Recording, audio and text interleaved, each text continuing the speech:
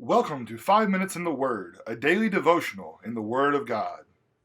You know, Mr. Gary, yesterday we were talking about how we need to, hear the Word, really open our heart to the Word, and then listen to what the Word of God's saying in order to make the appropriate, next steps towards being pleasing to God.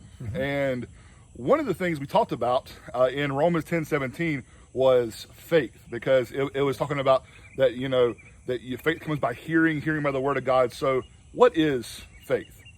The easiest way to answer that, I think, is to look at a chapter that some people call the Hall of Faith. Right. But that's Hebrews chapter 11. And what's fascinating here is to just basically look at short glimpses of each of these fellows. Like, by faith, Abel offered to God. That's verse 4. And then you go down to verse 7. By faith, Noah, being divinely warned of things not yet seen, moved with godly fear, prepared an ark. Then you skip on down.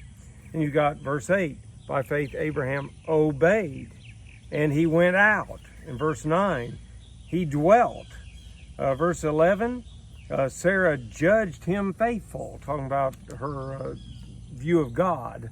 Verse 17, by faith, Abraham offered up Isaac. Verse 20 has, by faith, Isaac blessed. And then by faith, Jacob blessed. That's in the very next verse. And then by faith, Joseph, in the next verse, made mention. And then by faith, Moses, when he was born, was hidden. Of course, by the way, that's the faith of his parents. That's not, he didn't hide himself. Right. Okay, then by faith, Moses refused, choosing, verse 25, esteeming, verse 26. By faith, he forsook, verse 27. By faith, he kept, verse 28. Over and over again, action verb, action verb, action verb. This writer in Hebrews, by inspiration, could not think of faith without thinking of acting on what God said.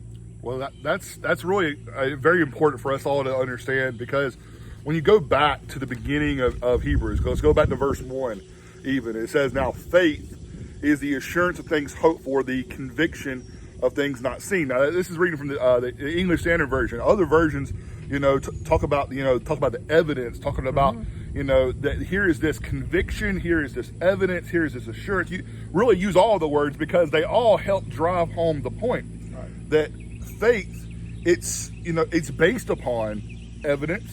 It's based upon our conviction, but it leads us, because of the evidence and because of the conviction, it leads us into action. That's right. And that's what happened with all of those characters that we do call in the Hall of Faith, that they put their intellectual knowledge to an active lifestyle. And so it was not just a belief, but it was faith.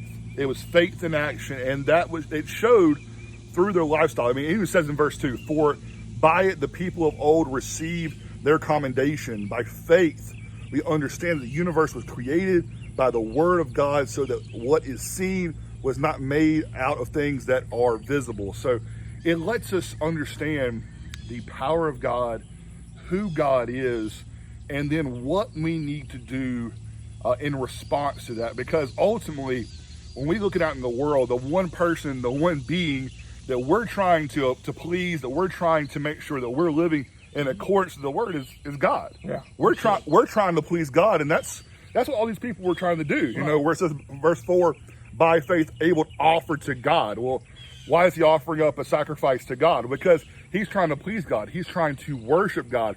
He's trying to be in a right or spiritual relationship with God. So he offered up an acceptable sacrifice. Now, Cain did not do that. Right. Cain did not offer up an acceptable sacrifice. And because of that, Abel was seen as righteous, Cain was not. And that is something that we need to understand, that our actions determine whether we're in a right place with God or we are not. And we need to take a look at that. We need to look and see how we're living in accordance to the word. We heard the word, but we have to believe it. We have to accept it. We have to live it out. And I think that brings us down into verse 5, because it says, by faith Enoch was taken up so that he should not see death, and he was not found because God taken him. Now, before he was taken, he was commended as having pleased God. Here we see once again, someone pleased God, and that was because of their faith. And so we come to Hebrews chapter 11 and verse 6, and it says, and without faith, it is impossible. Now let's stop there. Don't have faith, which means you don't have the knowledge of God and you don't have the actions that go according to that. If you do not have faith, it is impossible. Can't happen. Will not happen. There's no other way. There's no other way. And what is that to? To please him. It is impossible to please him without faith. For whoever would draw near to God must believe that he exists and that he rewards those who seek him or diligently seek him. I mean, here we are. We need to be people that are seeking after God with our whole heart. And through those actions, through our faith, we can be found pleasing to him. We hope you all have seen a little bit about faith today, and we'll join you next time on another 5 Minutes in the Word. Bye, everybody.